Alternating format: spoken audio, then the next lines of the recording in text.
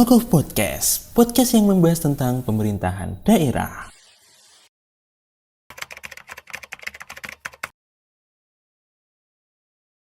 Halo teman-teman, apa kabarnya semua? Semoga sehat selalu ya di tengah pandemi kayak gini. Oke, lama kita nggak berjumpa ya dengan model yang face to face, bukan face to face ya, tapi kayak saya sendiri. Biasanya saya sama Mas Pandu atau bersama dengan pembicara yang lain, tapi kali ini saya sendiri saja karena materi kita kali ini akan cukup sederhana sih untuk kita diskusikan kayak gitu. Nah, materi kali ini kita akan ngomong soal perencanaan pembangunan daerah. Ini sebenarnya mungkin teman-teman akan sering mendengarnya ya, istilah-istilah yang sering nanti saya sampaikan. Nah, tapi kadang kita sendiri tuh kayak belum tahu itu istilah itu tuh posisinya di mana. Nah, makanya di dalam sesi kali ini saya akan menyampaikannya. Nah, perencanaan pembangunan daerah ini sebuah program yang panjang ya teman-teman, tidak hanya setahun 2 tahun, tapi paling lama itu bahkan sampai 20 tahun kayak gitu. Nah, ini adalah bagaimana sebuah daerah itu direncanakan untuk menjadi sesuatu nanti akhirnya sesuai dengan tentunya potensi masing-masing dan keunggulannya masing-masing kayak gitu. Nah, kita mulai dulu dari beberapa tujuan pembangunan daerah ini. Yang pertama, yaitu tujuannya itu adalah untuk meningkatkan konsistensi antar kebijakan yang dilakukan oleh organisasi publik dan antara kebijakan makro dan mikro maupun kebijakan pelaksanaan. Jadi harus ada sinkron ya antara kebijakan di level pusat, di level daerah, dan bahkan nanti di antara ini SKPD atau OPD atau kita menyebutnya dinas. Kita yang di pertemuan lalu yang saya jelaskan itu ada ya teman-teman, tidak lupa kan ada inspektorat, ada badan, ada dinas, apa bedanya nanti silahkan itu. Nah, itu semua namanya adalah OPD dan SKPD. Nanti saya akan sering menyebutnya kayak gitu. Tentunya kan mereka nggak bisa ya jalan sendiri-sendiri. Kalau dalam sebuah pemerintahan itu tentu harus ada satu hal atau rencana yang harus mereka ikuti ya gitu. Nah, itu apa? Nah, kita akan membahasnya ini. Terus yang kedua, tujuannya adalah tentunya untuk meningkatkan transparansi dan partisipasi dalam proses perumusan kebijakan dan perencanaan program. Tentu sampai hari ini kita semua sebagai masyarakat kan selalu ya ingin bukan dari dulu tapi akhir-akhir ini kan tuntutan untuk bagaimana masyarakat dilibatkan dalam pembuatan kebijakan kan tinggi ya, supaya kita ini tidak lagi sebagai objek dari pembangunan tapi kita sebagai subjek, yang artinya kita bisa menyampaikan bahwa saya butuh ini, saya butuh itu, saya butuh misalkan jalan, saya butuh tempat umum kayak gitu, ruang terbuka hijau atau butuh apa kayak gitu. Nah, dari dulu tuh biasanya kita hanya dibuatkan, maksud saya dari dulu tuh di era-era Orde Baru sebelum model ini terlalu sudah mengikutkan masyarakat, tapi di era sekarang ini masyarakat itu dilibatkan untuk ya ada kamu butuh apa dan kamu apa yang kamu perlukan ya gitu. Terus yang ketiga, dia adalah untuk menyelesaikan program dan penganggaran. Ini tentunya ya teknisnya ya. Jadi ada program, ada anggaran, biar nanti anggarannya segini, programnya ini match kayak gitu. Enggak kok programnya segini sedangkan anggarannya itu enggak ada ya. Tanpa ada anggaran, program tentu tidak bisa jalan kan, kita tahu. Terus yang keempat, tentunya meningkatkan akuntabilitas dalam pemanfaatan sumber daya dan keuangan publik. Nah, ini sebuah isu yang tidak perlu kita diskusikan lagi ya. Tentu akuntabilitas akhir-akhir ini kan menjadi sesuatu yang penting kayak gitu, korupsi dan lain sebagainya ya, supaya kayaknya sumber daya ini tuh ya kalian tahu lah untuk dibuat apa dan lain sebagainya kayak gitu-gitu teman-teman. Terus yang kelima itu adalah untuk mewujudkan penilaian kinerja kebijakan yang terukur, perencanaan dan pelaksanaan sesuai dengan dasar-dasar yang telah ditentukan kayak gitu. Jadi kalau kita mau menilai pemerintah itu enggak kok pemerintah daerah ya khususnya, itu enggak cuma kok dia itu kinerjanya buruk, dia itu kinerjanya apa, tapi ada ukurannya gitu. Misalkan dari rencana ini terus dia dilaksanakan tahun ini, nah itu tercapai enggak? Nah, kalau enggak tercapai kan kita bisa ada dasar ya untuk menilai bahwa kinerjanya tidak baik atau kinerjanya baik kayak gitu, melampaui atau enggak. Nah, ini ada rancangan ini tadi itu adalah menjadi dasar indikator kita untuk menyusun penilaian itu tadi kayak gitu. Nah, terus kita mulai sekarang setelah tadi tujuan-tujuannya, kita mulai dari prinsipnya sekarang. Lalu apa saja sih prinsip yang perlu dipertimbangkan atau dipegang teguh dalam proses perencanaan pembangunan ini? Satu, tentunya ini merupakan suatu kesatuan dalam perencanaan pembangunan nasional. Nah, ini kata kuncinya teman-teman jangan sampai lupa bahwa meskipun daerah membangun itu tidak berarti daerah itu lepas dari visi nasional kayak gitu. Misalkan kalau ada visi nasional, misalkan pembangunan dimulai dari desa, berarti secara garis besar ya perencanaan di level daerah itu juga seperti itu. Tidak kok apa istilahnya berjalan sendiri gitu, punya ide sendiri itu enggak, tapi harus ada sinergi atau sinkronisasi tadi dengan pembangunan level nasional kayak gitu. Terus yang kedua, dilakukan pemerintah daerah bersama pemangku kepentingan berdasarkan peran dan kewenangan masing-masing. Nah, nanti akan juga saya sering menyebut stakeholder atau pemangku kepentingan. Ini siapa aja sih? Nah, ini biasanya nanti saya highlight dulu. Sini terdiri dari masyarakat tentunya, terus biasanya adalah tokoh-tokoh tertentu, tokoh politik, tokoh agama, tokoh berbagai macam tokoh lah. Terus yang kedua nanti ada ini pihak dari pasar, private misalkan pelaku usaha dan lain sebagainya gitu. Terus oh ya, di masyarakat nanti juga ada juga pelibatan misalkan lembaga swadaya masyarakat kayak gitu ya, sebagai pressure group yang berbeda dengan masyarakat secara luas kayak gitu. Terus yang ketiga, perencanaan ini harus terintegrasi dengan namanya rencana tata ruang, teman-teman.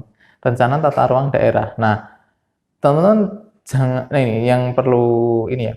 Jadi rencana itu enggak cuma rencana program, tapi ada juga namanya rencana ruang. Jadi satu, ini rencana ruang, jadi bagaimana ruang di daerah itu ditata, misalkan teman-teman mungkin pernah dengar di kawasan ini nanti akan dibangun apa, terus atau misalkan oh ini ada namanya zona kuning, itu nggak boleh dibangun rumah, ini harusnya dibangun misalkan sawah kayak gitu. Nah, itu adalah penetapan itu dasarnya itu tadi rencana tata ruang. Jadi tata ruang kita di daerah itu juga harus diatur. Ini nanti daerah industri, ini nanti daerah jasa, ini nanti daerah permukiman, daerah apalagi ya pendidikan, itu memang sudah ada plot-plotnya kayak gitu. Nah, rencana ini tentu kan ya menata tadi ya, ini untuk daerah industri, daerah lain itu kan nggak cuma asal menata teman-teman, tapi juga harus ada tadi dasarnya tadi rencana yang utama tadi, rencana pembangunan daerah tadi yang itulah menjadi dasarnya untuk ya nanti baru dikembangkan ke ini tadi, disinkron tadi. Tanpa ada ini, ya tadi ini penataan ruang itu akan biasanya apa ya, nggak jelas arahnya mau gimana. Kayak misalkan teman-teman mungkin tahu kalau yang dari Jogja mungkin pernah dengar sekarang Kulon Progo sekarang dibangun menjadi kota Aerocity atau kota bandara gitu. Misalkan terus kota Jogja dibangun sebagai kota pariwisata. Terus mana lagi Surabaya, kota industri kali ya. Kota industri, Sidoarjo mungkin yang lebih ya, dekat itu adalah kota industri. Nah, itu tuh mengatakan seperti itu kan sebenarnya ada yang ditata tadi secara ruang. Ini untuk apa kayak gitu tadi. Nah, itu harus sinkron sama program ini tadi. Terus yang keempat, dia ini juga perlu berdasarkan perencanaan ini perlu didasarkan dengan kondisi dan potensi yang dimiliki masing-masing daerah dan sesuai dengan perkembangan daerah. Tentu ya ini nggak boleh terlewatkan ya. Bagaimana bisa misalkan teman-teman dari daerah mana ya yang kurang ini tuh misalkan Bandung, misalkan pemerintah daerah Bandung gitu pengen membangun kawasan maritim, itu kan nggak logis ya kayak gitu ya. Makanya harus disesuaikan dengan potensi masing-masing, keunggulannya apa misalkan kayak gitu. Misalkan Sleman, lagi-lagi Sleman karena nggak punya pantai, ya udah dia nggak ada urusan dengan pantai, berarti dia yang dikembangkan misalkan pertanian, permukiman, terus pendidikan, daerah pendidikan kayak gitu-gitu. Programnya mengarah ke gitu. Jadi harus diperhatikan ini potensi di daerah itu apa kayak gitu, teman-teman. Terus yang terakhir itu tentunya ya sebuah perencanaan itu harus ada beberapa prinsip-prinsip dasar yang dipegang dalam apa ya organisasi publik seperti misal transparan, responsif, efisien, efektif, akuntabel, partisipatif, terukur, berkeadilan, dan tentunya berkelanjutan. Itu teman-teman tahu sendirilah. Pokoknya rencana nilai-nilai dasar yang memang nggak bisa kita abaikan dalam sebuah penyelenggaraan pembangunan atau dan lain sebagainya gitu. Nah, itu tadi ada satu tujuan, kedua adalah prinsip. Oke, sekarang kita berpindah. Lalu perencanaan pembangunan itu wujudnya apa sih, Mas? Nah, nanti akan ada gambarnya, nanti saya sampaikan. Itu kita ini nanti mulainya kalau kita fokusnya ke daerah ya, kita langsung fokus ke daerah. Itu rencana pembangunan daerah itu ada 3 macam, teman-teman. Yang satu itu adalah namanya rencana pembangunan jangka panjang daerah atau orang-orang kantor, orang-orang pemuda itu sering menyebutnya menjadi RPJPD. Terus yang kedua ada namanya rencana pembangunan jangka menengah daerah atau orang-orang daerah menyebutnya sebagai RPJMD. Terus yang ketiga ini adalah Rencana Kerja Pembangunan Daerah atau RKPD. Apa sih beda ketiganya, Mas? Kan udah ada ya bedanya tadi. Jangka panjang, jangka menengah, dan rencana kerja. Yang jangka panjang itu adalah rencana yang dia dibuat untuk periode 20 tahun berjalan. Jadi perencanaannya untuk 20 tahun ke depan, daerah itu tuh mau diarahkan kemana. Nah itu jadi itulah yang paling long term ya. Itu paling long term. Jadi pembedaan ketiga ini tadi berdasarkan waktu. Terus yang kedua, ini yang seringkali dibahas oleh pemerintah daerah dan seringkali di-highlight dan seringkali ini oleh kepala daerah sih ya, karena ini sesuai dengan nanti masa jabatannya. Itu namanya adalah RPJMD, rencana jangka menengah tadi. Ini dia cuma 5 tahun. Jadi lebih menengah lah ya, lebih pendek kayak gitu. Nah, ini nanti seringkali sinkron dengan para calon-calon bupati, calon wali kota, calon gubernur itu mereka nanti fullnya atau menaruh banyak upayanya kayak gitu tuh di sini ya itu. Oke, terus yang terakhir itu adalah Rencana Kerja Pembangunan Daerah atau RKPD. Nah, ini cuma yang setahun, jadi tahunan. Tiap tahunan kan tentu kalau kita mau kerja kan harus di-plan dulu ya. Jadi kayak kerja 1 tahun ini ke depan mau kerja apa aja, A, B, C, D kayak gitu. Nah, itu harus ada rencananya kayak gitu. Oke, itu tadi 3. Nah, nanti tapi selain ketiga ini nanti akan ada 2 istilah lagi yang teman-teman mungkin akan juga sering familiar mendengarnya, terutama untuk kita ya, yang mungkin teman-teman yang sering gabung organisasi atau pernah dengar di mana-mana kayak gitu. Itu ada namanya Renstra dan Renja. Renstra itu adalah rencana strategis dan Renja itu adalah rencana kerja kayak gitu. Nah, Renstra ini itu nanti levelnya ada di tingkat OPD tadi, dinas dan kabupaten tadi. Dinas dan badan tadi. Terus ada Renja. Nah, Renja ini nanti di bawahnya Renstra. Karena namanya rencana strategis ya, sesuatu yang strategis kan cenderung masih abstrak, belum terlalu detail itu. Nah, detailnya nanti ada di Renja tadi. Nah, itu tadi, itu nanti itu ada yang ada di badan. Nah, kita sekarang ke yang lebih luas lagi, yang paling luas dulu yaitu adalah RPJPD, RPJMD dan RKPD kayak gitu. Oke. Nah, kita tahu kan tadi yang RPJPD itu kan selama 20 tahun kita berjalan kan ya, dibikin kayak gitu. Terus itu gimana sih Mas cara menyusunnya kayak gitu? Ketiganya sebenarnya memiliki pola yang sama dalam penyusunan. Tentu yang pertama itu adalah pada tahap proses penyusunan ini, itu yang pertama adalah namanya penyusunan rancangan awal. Ini yang paling awal. Drafting lah kita mungkin mengenalnya kayak gitu. Itu ya. Mungkin teman-teman ya terbiasa melakukan ini, tapi emang inilah yang mungkin terbiasa tapi tidak menyadari kayak gitu. Ini yang lebih legal tuh kayak gini.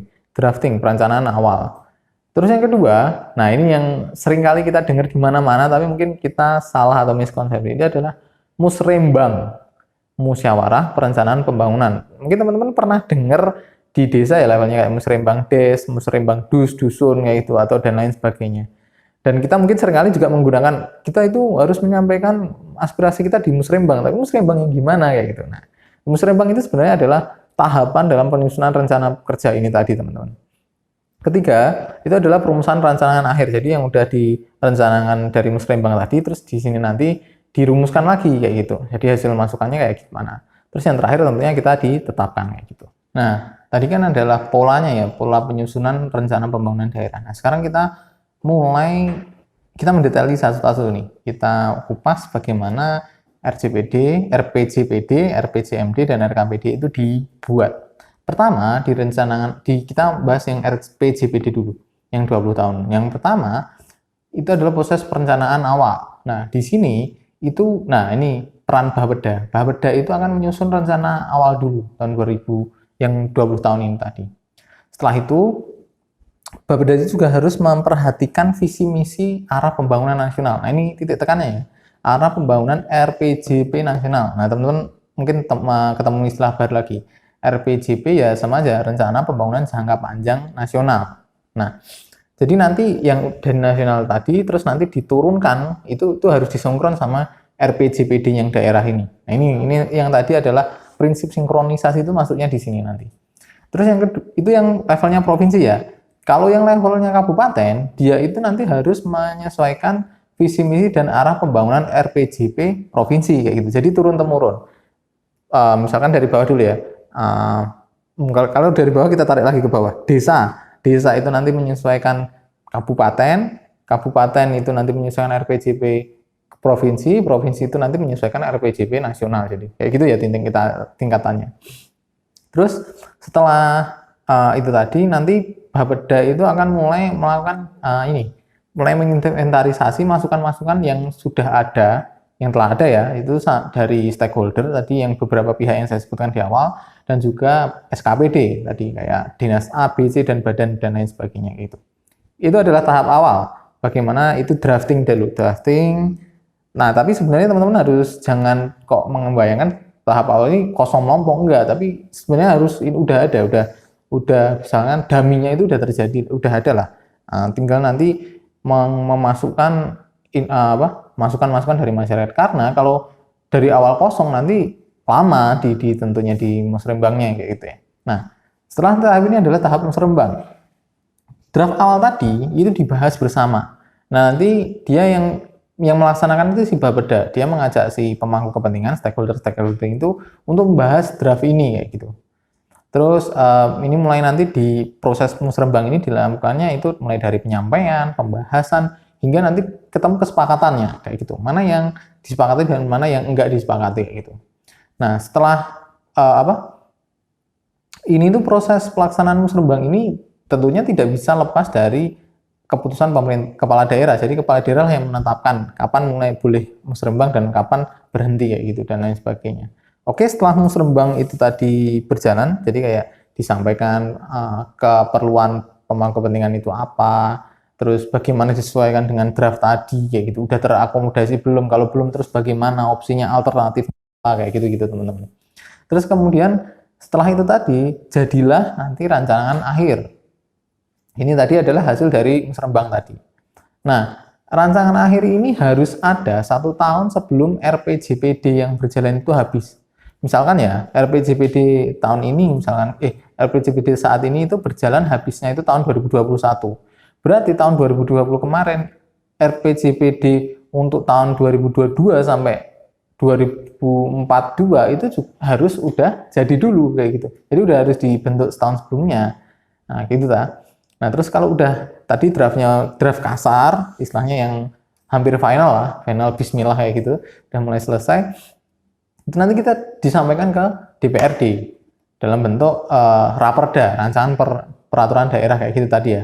Nah, itu menyampaikannya itu 6 bulan, tadi kan setahun ya jangkanya. Draftnya udah jadi, draft kasar banget udah jadi, terus disampaikan sebagai raperda ke DPRD minimal 6 bulan, maksimal nggak boleh lebih dari 6 bulan itu. Nah, setelah itu dibahaslah nanti sama DPRD kayak gitu. Kalau sudah masuk ke DPRD, sekarang kita tahap keempat, yaitu adalah penetapan. DPRD dan kepala daerah nanti akan membahas ini tadi, raperda RPJPD. Jadi bentuknya nggak lagi sebagai dokumen-dokumen hasil masukan dan lain sebagainya, tapi sudah menjadi benar-benar calon peraturan daerah, teman-teman. Calon raperda kayak gitu, raperda ya namanya gitu. Nah, ketika raperda RPJPD ini tadi udah jadi, itu nanti konsultakan ke Mendagri, Menteri Dalam Negeri, istilahnya sebagai ini ya, atasan pemerintah daerah kayak gitu. Kalau sudah, nah ini bedanya. Kalau sudah, ini nanti ditetapkan bersama tadi kan setelah dibahas sama DPRD kan terus diratifikasi, diketok palu. Oke, sepakat ya gitu. Terus tadi kan juga sebelum diketok palu tentunya udah dikonsulkan dulu. Nah, habis itu kalau gubernur RPJPD-nya itu nanti harus disampaikan ke Mendagri maksimal sebulan lah ya, kayak gitu. Itu harus disampaikan, udah jadi perda tapi itu disampaikan ke Mendagri. Sedangkan nanti kalau RPJPD-nya kabupaten dan kota itu harus disampaikan bupati ke gubernur dan tembusan ke Mendagri. Nah, itu juga maksimal 1 bulan ya gitu tadi. Setelah disampaikan ke atas tadi, barulah produk hukum namanya peraturan daerah RPJPD itu nanti disebarkan ke masyarakat. Ada berbagai macam lah cara menyebarkannya, mungkin melalui sosialisasi umum yang konvensional kayak ada mengundang masyarakat yang gitu, dan ada juga yang nanti menyebarkan kalau untuk di zaman sekarang mungkin melalui sosial media atau melalui websitenya kayak gitu dan lain sebagainya. Itu adalah proses penyusunan sebuah RPJPD. Apakah berbeda dengan RPJMD dan RKPD? Tidak terlalu berbeda, tahap-tahapnya hampir sama. Tapi kita mulai cermati dulu. Yang selanjutnya. Ini kan yang tadi untuk 20 tahun. Sekarang yang untuk yang 5 tahun. Nah, sama. Di tahap rancangan awal, si Bapeda ini menyusun RPJMD. Nah, ini yang menjadi titik tekannya ya teman-teman. Jangan sampai lupa. Kalau RPJPD tadi membawa visi misi nasional, nah kalau yang ini tadi harus sinkron. Kalau yang RPJMD ini itu membawa visi misi dan program kepala daerah. Ini bedanya. Karena kan kalau yang tadi kan 20 tahun ya kan masa 4 kali ganti kepala daerah sama itu enggak. Nah, inilah visi misi kepala daerah nanti diwadahi dalam ini tadi RPJMD tadi. Janji-janji politik yang misalkan nanti akan ada sekolah gratis, beasiswa gratis, atau pembangunan jalan raya atau pembangunan apa kayak gitu. Nah, itu kalau mau bupati itu mau merealisasikan ya dimasukkan ke sini kayak gitu tadi. Nah, tapi tentunya RPJMD ini nggak boleh lagi-lagi ya, namanya harus tersinkron, itu nggak boleh lepas dari RPJPD. Dia harus berpedoman sama RPJPD, juga harus memperhatikan RPJM nasional. Nah, nasional kan juga ada tuh, rencana jangka menengah nasional. Nah, kalau yang nasional ini sesuai sama presiden nanti. Jadi programnya presiden ini nggak boleh bertolak belakang dengan programnya bupati dan gubernur kayak gitu. Terus memperhatikan kondisi lingkungan, strategis daerah, dan hasil evaluasi pelaksanaan RPJMD periode sebelumnya. Nah ini teman-teman mungkin kalau di yang suka gabung di organisasi mungkin tahu ya, kalau misalkan sidang umum hasil atau sidang akhir kayak gitu, yang teman-teman melakukan LPG, pertanggungjawaban, itu kan seringkali ada kritik, masukan, dan lain sebagainya. Saya kurang puas atas kinerja organisasi, misalkan program X kayak gitu. Nah, masalahnya kita itu dari sekarang aja, mungkin saya juga mengalami, teman-teman juga mengalami. Biasanya masukan itu tuh cuma ya udah ambil lalu gitu toh, sebagai kita dianggap sebagai ajang uji toh. Tapi sebenarnya itu adalah masukan yang paling berharga untuk pembuatan RPJMD kalau di level pemerintah ya, kalau ya organisasi ya mungkin bisa kayak gitu. Untuk di level berikutnya. Jadi inilah yang membuat kita akan ada perubahan, ada inovasi. Jadi ada evaluasi dari tahun sebelumnya kita gunakan sebagai bahan untuk menyusun program di periode yang mendatang kayak gitu. Oke kan? Nah, terus nanti kepala SKPD setelah itu menyusun rancangan Renstra SKPD. Nah, ini tadi Renstra, rencana strategis. Jadi kepala dinas, kepala badan itu nyusun renstranya, rencana strategis. Rencana strategis itu ya mirip tadi. Rencana pembangunan tapi yang belum sampai detail. Jadi ini nanti istilahnya menyesuaikan dengan apa yang diinginkan oleh RPJMD atau kepala daerah ini. Nah, ini sinkronisasinya di sini teman-teman. Pemerintah daerah kepala daerah melalui RPJMD, terus badan dan dinas sebagai pelaksananya itu harus menyinkronkan melalui renstranya masing-masing. Apa yang harus mereka capai dari program-program dan visi misi itu kayak gitu. Misalkan ya, contoh paling praktis misalkan pemerintah Kota Yogyakarta, misalkan wali Kota Yogyakarta ingin melakukan moratorium hotel. Jadi hotel udah terlalu penuh kayak gitu, terus dia melakukan Jogja perlu dibatasi pembangunan hotelnya. Oke. Nah, nanti ada di beberapa dinas di sini. Satu ada dinas perizinan, dua dinas tata ruang kayak gitu. Dinas perizinan lalu bikin renstra. Ada pembatasan pembatasan penerbitan izin hotel. Terus yang dinas PU nanti jadi tadi ada menyusun programnya adalah pengendalian pembangunan hotel kayak gitu. Nah, itu kan sinkron ya dari tadi visinya si kepala daerah kayak gitu tadi. Nah, itu tadi tapi yang jadi menyinkronkannya yang tadi dari draft awal RPJMD tadi kayak gitu. Nah, terus rancangan renstranya masing-masing dinas ini nanti disampaikan oleh kepala dinas dan kepala badan masing-masing kepada Bapeda. Kayak gitu. Terus, nah Bapeda tugasnya nanti adalah menyempurnakan rancangan awal RPJMD menjadi rancangan RPJMD yang udah ada istilahnya masukan-masukan atau yang udah ada diikuti rancangan Renstra SKPD dari masing-masing dinas tadi. Jadi yang tadinya awalnya cuma RPJMD toh, Terus sekarang karena udah ada Renstra-nya, sekarang ketambahan RPJMD plus rancangan Renstra. Itulah draft awal RPJMD. Gitu. Kalau kayak gini, baru kalau kita pikir-pikir, berat banget ya kerjanya Bapeda dari tadi nyusun inilah nyusun itu ya. Itulah memang berat dan menariknya bekerja di Bapeda sebenarnya. Dia sangat, kalau bisa dibilang dia sangat ideal karena dia menjadi perencana pembangunan, tapi tanggung jawab dan pekerjaannya ya tadi seperti tadi nyusun apa sangat berat sekali. Oke, lalu tahap kedua apa ya, sama pelaksanaan musrembang. Musrembang kali ini adalah musrembang RPJMD kayak gitu. Dia di sini ya tadi tujuannya utamanya untuk membahas RPJMD. Di sini nanti dilaksanakan oleh Bapeda dan lagi-lagi mengikut sertakan oleh para stakeholder tadi. Sama, nanti juga rangkaiannya itu penyampaian, pembahasan, dan penyepakatan rancangan RPJMD. Dan lagi-lagi yang menetapkan nanti adalah si kepala daerah. Mirip sama RPJP yang kita bahas sebelumnya. Nah, akhirnya kita sampai nih draft akhir. Rancangan akhir RPJMD yang dirumuskan oleh Bapeda berdasarkan hasil musrembang. Dan nanti itu nanti dibahas dan dipimpin oleh kepala daerah di rancangan penyusunan draft akhir ini kayak gitu. Oke kan, itu cukup simpel untuk yang ini. Terus yang terakhir ya tadi ratifikasi. RPJMD yang telah ditetapkan dengan sebagai perda, lagi-lagi ya, kalau sudah ada rancangan daerah dan lain sebagainya itu tidak akan ada nilainya tanpa dia ditetapkan sebagai peraturan daerah kayak gitu. Tapi sebelum ditetapkan sebagai peraturan daerah tentunya harus konsultasi lagi-lagi dengan Mendagri lagi sebagai tadi istilahnya koordinator lah dari para pemerintah daerah ini.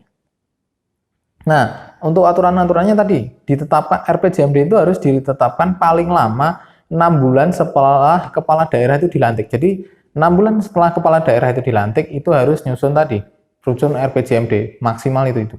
Terus yang kedua, peraturan tentang RPJMD itu disampaikan kepada menteri, kalau yang dari tingkatnya provinsi ya. Sedangkan kalau yang dari kabupaten kota, itu disampaikan kepada gubernur, lagi-lagi tembusannya pada Menteri Dalam Negeri. Nah, terus setelah itu selesai lah, terakhir tahapnya sosialisasi kepala daerah, gubernur, wali kota sebarluaskan ke masyarakat. Kayak gitu. Mirip kan ya? Cuma ada beberapa perbedaan. Oke, kita akan sekarang sampai ke yang ketiga, yaitu adalah rencana kerja pembangunan daerah atau yang RKPD, yang paling pendek ya tadi ya. Nah, apakah sama penyusunannya sama yang dua sebelumnya? Kita lihat. Lagi-lagi di sini Bapeda menjadi pionir untuk menyusun tadi ya draft awal gitu. Dan itu kita tahulah namanya aja Badan Perencanaan kali ya kayak gitu. Terus yang setelah itu RKPD ini sebenarnya adalah kalau kita pahami itu menjadi penjabaran dari RPJMD. Itu ya ingat ya teman-teman. RKPD itu adalah penjabaran dari RPJMD per tahun. Karena kan 1 tahun ya, tuh 2, 3, 4, 5 kayak gitu.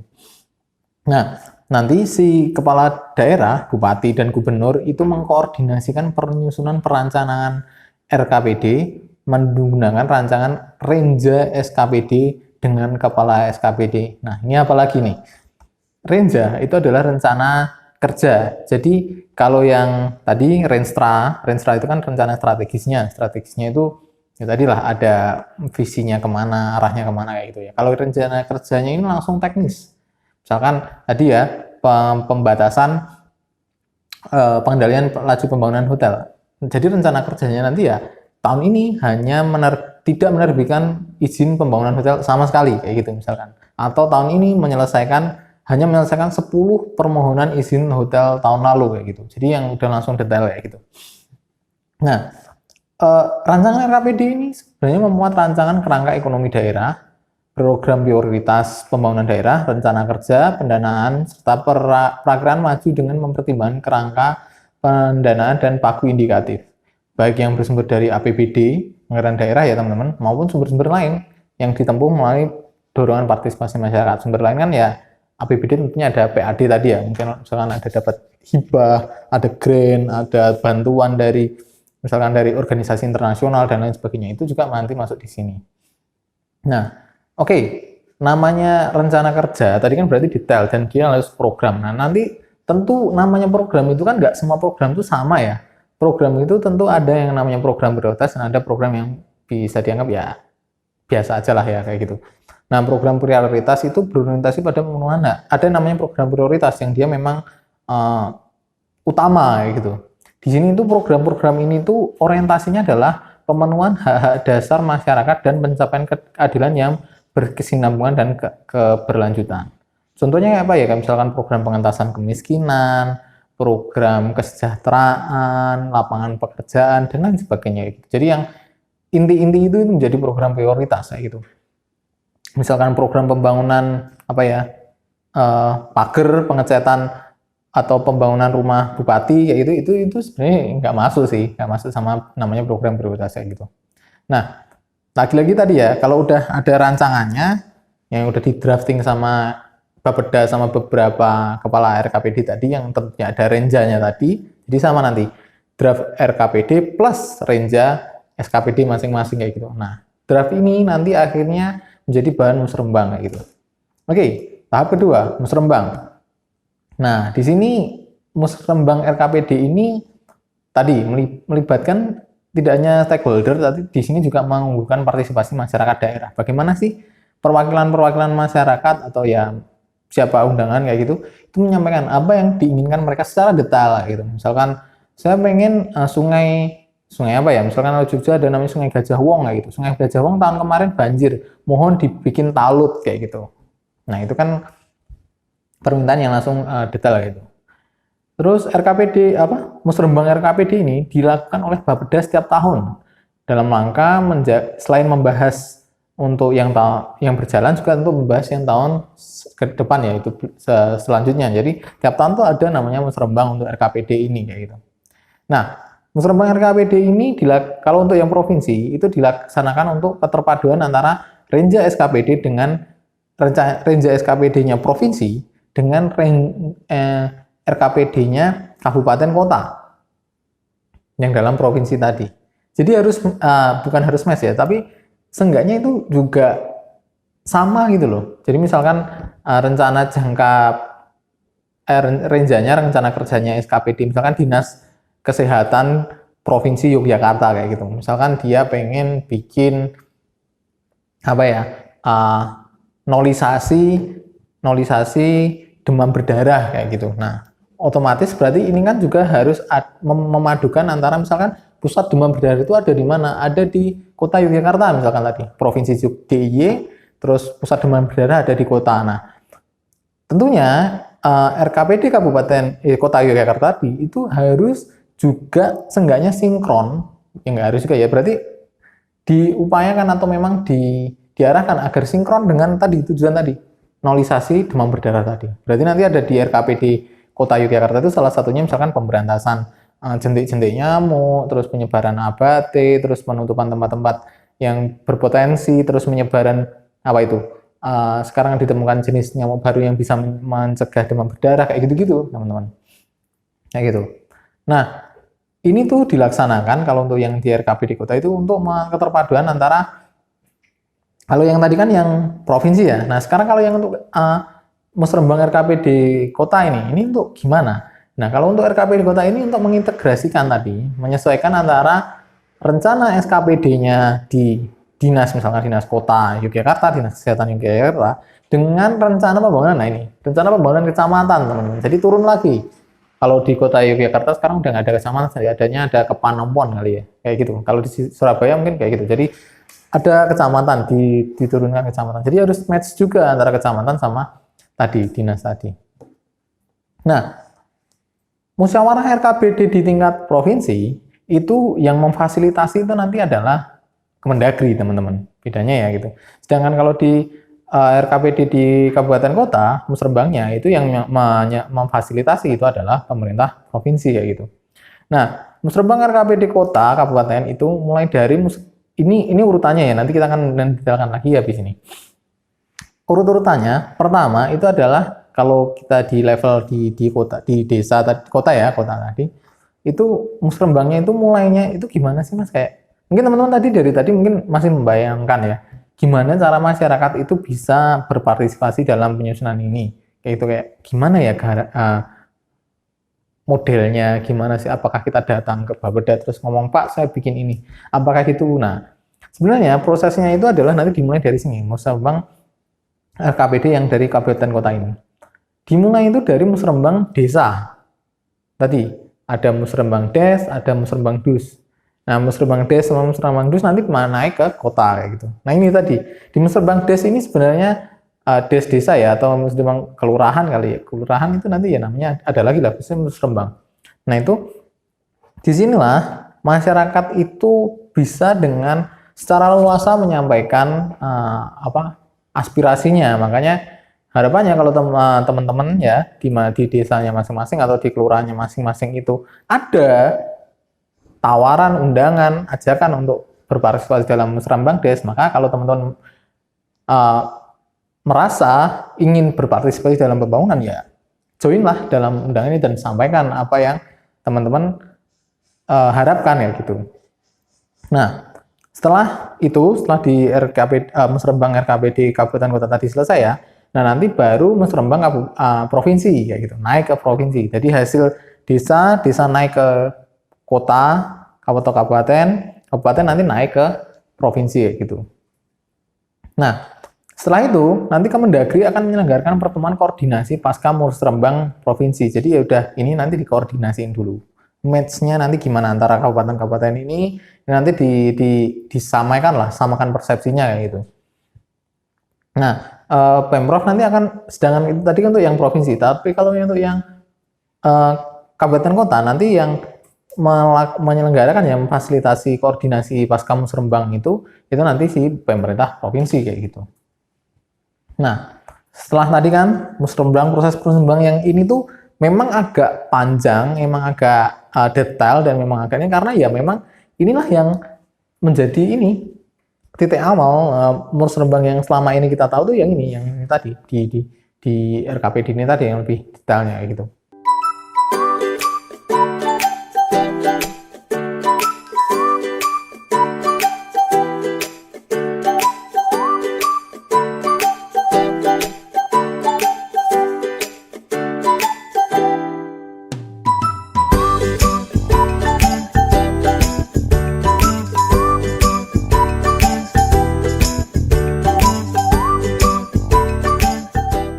Nah, kalau udah jadi hasilnya kan, kita berpindah ke tahap selanjutnya. Ini adalah perumusan rancangan akhir RKPD.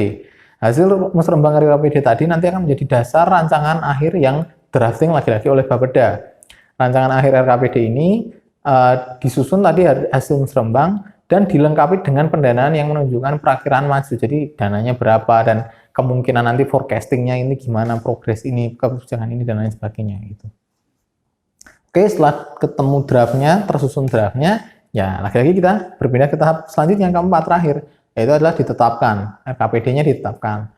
Nanti kalau RKPD provinsi itu yang ditetapkan sebagai pergub ya, peraturan gubernur. Sedangkan kalau yang RKPD kota itu ditetapkan sebagai perbub atau perwal, peraturan bupati atau peraturan wali kota kayak gitu. Gubernur menyampaikan peraturan gubernur ini tentang RKPD ini kepada nanti dia laporannya ke kementerian, Kemendagri. Sedangkan bupati wali kota itu menyampaikan ke gubernur dan tembusan Kemendagri, sama aja ya.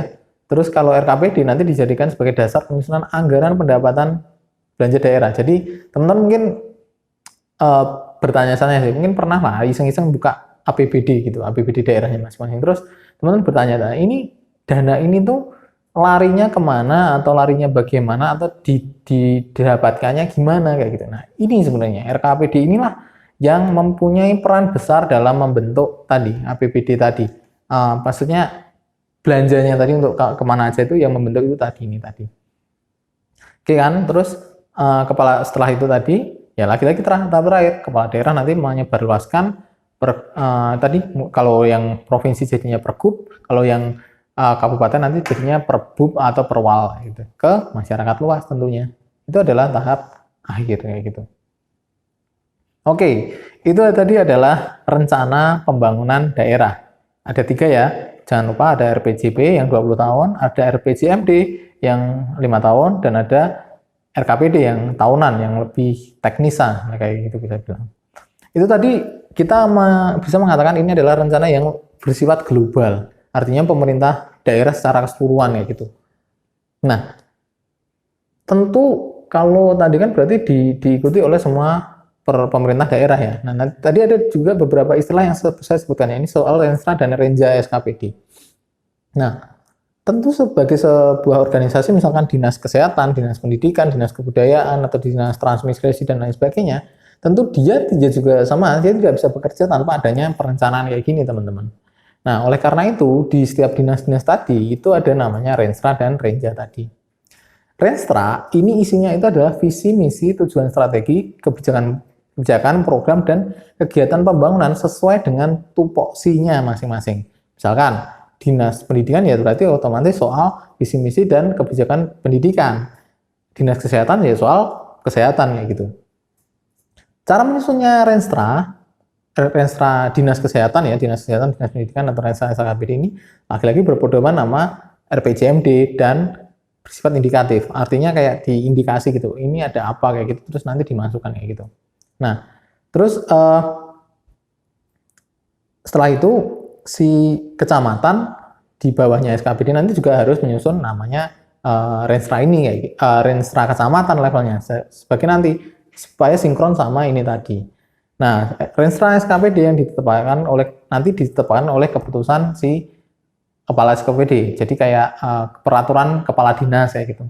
Peraturan kepala badan kayak gitu. Jadi itu nanti yang menjadi Renstra dan masing-masing kayak gitu. Itu tadi kan Renstra ya. Nah, sekarang kita soal yang Renja.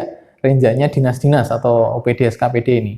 Nah, rancangan kerja itu disusun dengan mengacu pada rancangan awal RKPD dan Renstra SKPD. Jadi RKPD pemerintah daerah yang secara global tadi plus Renstranya SKPD itu gimana gitu.